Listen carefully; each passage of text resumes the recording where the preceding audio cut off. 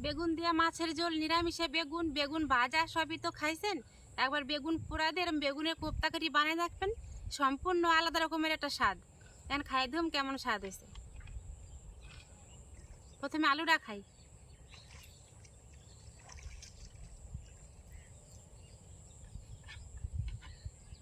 বেগুনের কোপ্তাটা দেখেন এত সুন্দর নরম হয়েছে, একটুতেই কিন্তু কাইটে গেল।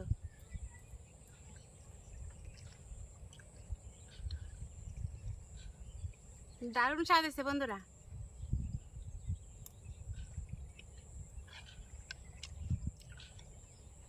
বেগুনের পোড়া পোড়া সেন্ট কিন্তু রয়েই গেছে, পোড়া পোড়া গন্ধ কিন্তু যায় নাই।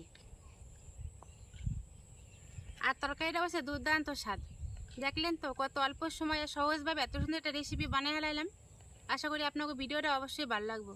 যদি ভালো লাগে অবশ্যই একটা লাইক, কমেন্ট, শেয়ার আর সাবস্ক্রাইব করে দেবেন।